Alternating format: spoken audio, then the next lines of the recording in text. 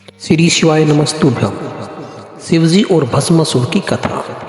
मूर्ख भस्मासुर एक असुर या दानव के बारे में है जो सबसे शक्तिशाली बनना चाहता था। भस्मासुर की कहानी राक्षस भस्मासुर के इर्द गिर्द घूमती है, जो घोर तपस्या के माध्यम से भगवान शिव का पक्ष जीतता है।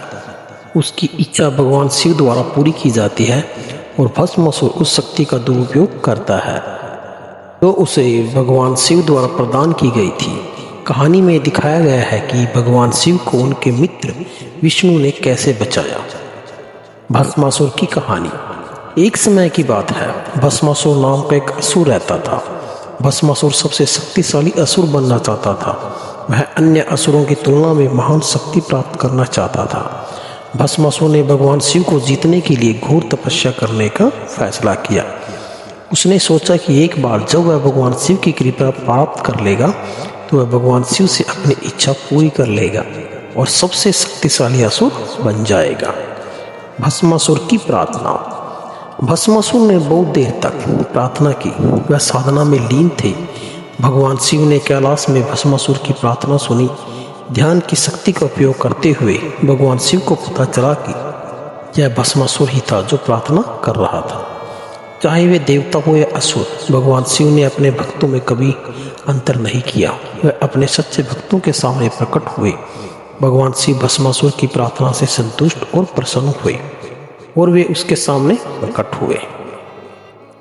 भगवान शिव ने भस्मासुर को अपने सामने प्रकट होने के लिए अपनी आंखें खोलने को कहा। भस्मासुर ने अपनी आंखें खोली क्योंकि वह अपने भीतर से बहने वाली दिव्य आवाज को महसूस कर सकता था।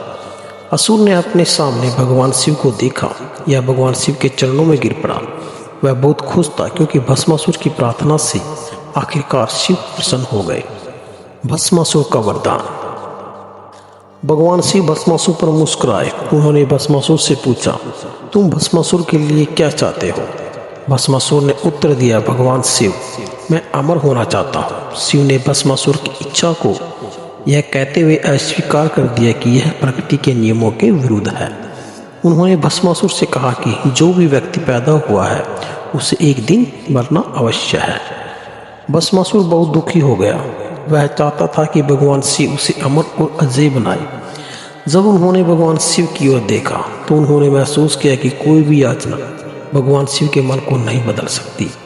भस्मासुर को तब एक विचार आया और उसने भगवान शिव से कहा कि वह उन्हें अपने हाथों से किसी के सिर को छूकर किसी के भी शरीर को भस्म करने की शक्ति प्रदान करे। शिव को आश्चर्य हुआ कि भस्मासुर ने ऐसा वरदान क्यों मांगा। भगवान शिव ने याद किया कि भस्मासुर ने अच्छी तरह से प्रार्थना की थी और वह भस्मासुर द्वारा मांगी गई किसी भी इच्छा को पूरी करने के लिए बाध्य था। शिव ने आशीर्वाद दिया और भस्मासुर की इच्छा पूरी की। भगवान शिव उस गलती से अनजान थे जो उन्होंने ही स्वयं की थी। शक्ति का परीक्षण। भस्मासुर हंसा और उसने भगवान शिव से कहा कि वह स्वयं भगवान शिव से अधिक शक्तिशाली है। उसने भगवान शिव से कहा कि वह चाहे तो भगवान शिव को जलाकर भस्म कर सकता है। यह सुनकर शिव हैरान रह गए।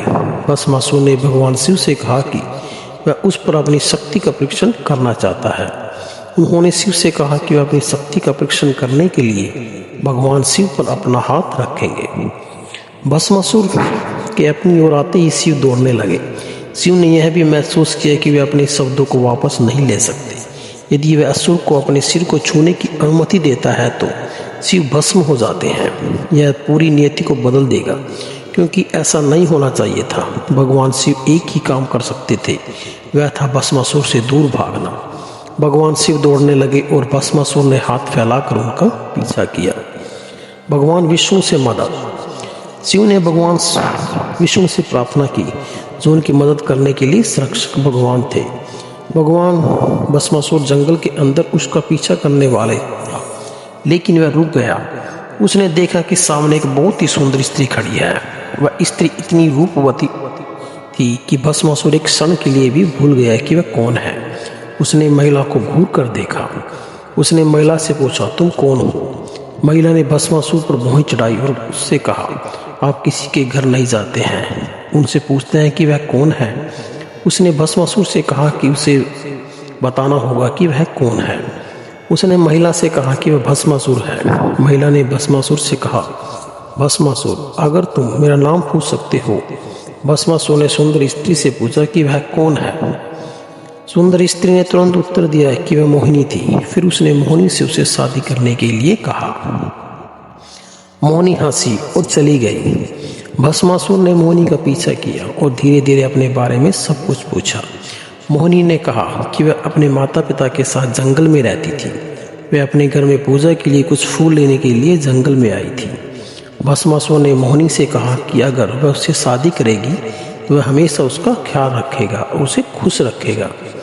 मोहिनी उदास रहने लगी थी। उसने भस्मासुर को एक सुंदर व्यक्ति कहा। भस्मासुर जानना चाहता था कि मोहिनी क्यों दुखी है। मोहिनी ने भस्मासुर से कहा कि वह एक नर्तकी है। जब वह छोटी थी तो उसने वादा किया था कि वह उसी व्यक्ति से शादी करेगी तो उसके साथ नृत्य करेगा। भस्मासुर चौंक गया और उसने पलकें झपकाई। उन्होंने अपने पूरे जीवन में कभी नृत्य नहीं किया था। राक्षस ने मोहिनी से शादी करने के लिए खुद से नृत्य सीखने का वादा किया। मोहिनी ने उत्सुकता से भस्मासुर से कहा, चिंता मत करो, मैं तुम्हें नृत्य करना सिखाऊंगी। अगर तुम मेरे कदमों का ठीक उसी तरह पालन करोगे जैसे मैं करती हूँ तो तुम भी नृत्य करना सीख जाओगे। वे दोनों नाचने लगे। राक्षस मोहिनी की चालों की नकल करने में बेहतर होता गया। भस्मासुर ने केवल नृत्य पर ध्यान केंद्रित किया, कुछ नहीं। मोहिनी ने अपने सिर पर हाथ रखकर एक चाल चली। भस्मासुर ने एक बार भी बिना सोचे समझे ऐसा ही किया। भस्मासुर की शक्ति ने उसके लिए काम किया और वह जलकर राख हो गया।